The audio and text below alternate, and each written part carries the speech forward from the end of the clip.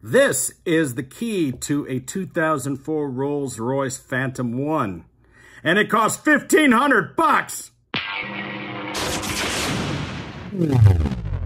All right, so if you have a Rolls Royce Phantom or a BMW that uses the same type of sealed induction charged key and it's not working, you're going to be in for a shock to find out how expensive it is to fix. Now, for those of you who don't know what I'm talking about, this is a sealed key. It's rechargeable and it's charged while inside the car. So when it's inside the ignition housing, it's charged through induction the same way like a toothbrush, you know, like a Sonicare toothbrush is charged. It's not the same wireless technology that we're using on our phones, but it's a magnetic type of charging. And the problem is, you know, like my 2004 Rolls Royce Phantom is now 15 years old and the key had stopped charging and stopped working. Now, it would still work while inside the ignition, but the remote part wasn't working. And, you know, I thought, you open it up, you put another battery in. No, it's sealed. You can't open it. You can't put another battery in it. Of course, that's what BMW and Rolls Royce will tell you. I went to Rolls Royce, asked for another key, and they sell the remote with the key portion separately, and then they have to pay to program it. It was about $1,400-something, almost $1,500 altogether for the key, for the remote, the key, and the programming. You gotta be out of your goddamn mind if you think I'm gonna pay that. And for BMW owners, it might be a whole lot less, even though it's the same key, it just doesn't have the cute little RR on it. RR. So, I found out that for $5, you can order the battery that goes inside this thing. And if you know how to do some basic soldering, you can fix this thing yourself for $5 measly bucks. And I'm going to tell you how.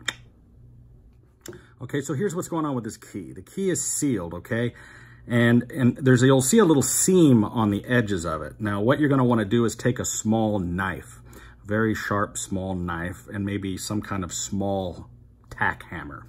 That's what I did. And also put down something soft on the table you're going to be working on. I used my my mouse pad, which is like this foam thing, and I set the thing down, and using a knife on the seam, I used this very small little pocket knife, and I put it on the seam like that. And I held it carefully and I went tap, tap, tap. And I went all the way around it and that pried it open because it's basically glued. You don't want to jam in there too hard, point down, because there's an electronic board in there. Once you get this thing to separate, inside you're going to find this little electronic board, right? And there's the battery we're talking about. Now it looks like a regular like 2032 battery, but it isn't. This is a rechargeable battery, and it is soldered onto the board right there if you look carefully on these 2 points. Now you got to be real careful about the battery that you get, because the battery you get has to be the right voltage and it has to have the right terminals in the right place. Now I've done all the research work for you, and in the video description is a direct link to the correct battery that you need. And I recommend going ahead and just grabbing like 2 of them, because they're only $5, and if you screw it up for some reason, you'll have an extra. You'll always have an extra one in the future. So all you have to do is solder the new battery onto your board and simply reassemble the thing. Now, the way you're going to put it back together, by the way, when you're taking this thing apart, there's this little metal catch, and there's going to be a little tiny spring here, right, that goes right there. I don't want you to lose that. I want you to pay attention to that thing. So you put your little board in there, like so. You'll notice there's some little keyed notches so that it'll only go in one way, and then the thing goes together. Now, this is what I did. Just get some basic thin super glue, and don't like glue it to death. Just put a few little dots in each corner, you know, just a few little places, just enough to hold it. Then get yourself like a rubber band or maybe some tape and tape it up so that it'll hold, and let it dry for a little while, you know, maybe a few hours or something. You don't want to tape it up, you don't want to glue it to death, because you may have to do this again one day, right? So another couple of years might go by, the battery dies again, you got to pry it open. Now, what you can do, if your remote is now 10, 15 years old and it's just wore the hell out, you can look for a used Rolls Royce or BMW key. Now, if you got a BMW, you can just get a key shell. And you could also do this for your Rolls Royce. If you don't mind it not saying Rolls Royce on it, you can get a key shell pretty cheap. And I've also put some links in there for just basic generic key shells, and you can use that as a new shell. What I ended up doing is, because my physical key was just so worn out, I bought a used Rolls Royce key that had already been programmed. Now, I've been told that you cannot reprogram a key once it's been mated to a car. I don't know if that's really true. Maybe I'm just being bullshitted by the people at Rolls Royce, but that's what they told me. I don't know if that's true. But anyway, I took what was basically a brand new key that I got real cheap. I say real cheap. I bought it for like $100.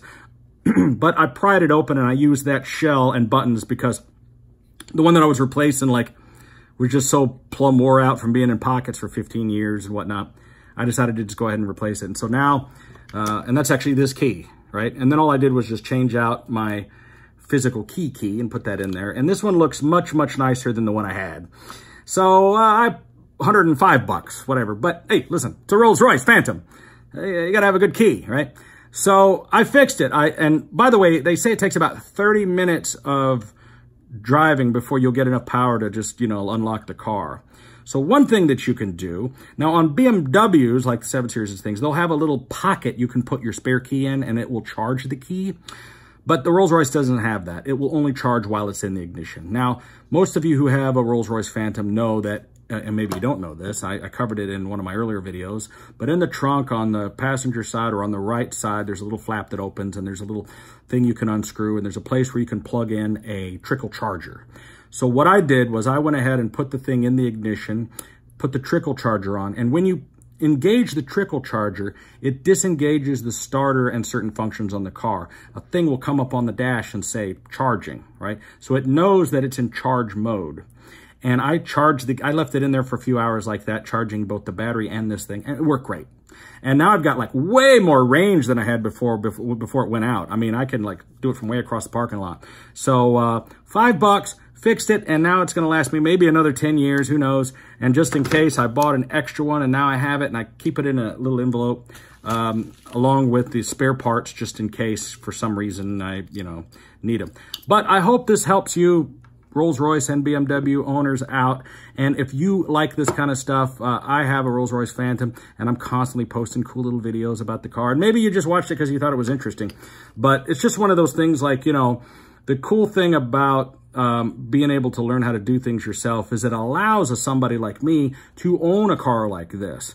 A lot of people are afraid to buy cars like Rolls Royces because they figure that the upkeep is going to be too much, and little things like getting tires done or brake jobs done or water. We did a water pump. That water pump only cost me like $100 from O'Reilly's, and then I paid a friend of mine a few $100 to install it. You know what I mean? But if I had taken it to Rolls Royce, it would have cost me thousands of dollars. Just like we're about to do the brakes. I bought new rotors, I bought new pads, and we're going to do it ourselves, and it'll probably only take us an afternoon, if not an hour or two, and it won't cost me that much. I also bought a little computer for the car, a little scan tool for $150, and I went in and reset all my own lights. It cost me more than $150 to take it to a dealer to get them to reset the lights. I can do it anytime I want. So these are some things that, as a Rolls Royce owner, if you're owning a used car, even if you got a new car, if you have any mechanical skill whatsoever and you're thrifty like me, it brings the cost of ownership down tremendously. I've been driving my Rolls Royce Phantom every day as my daily driver, and I love it. Believe it or not, it gets better gas mileage than my Cadillac CTS-V did.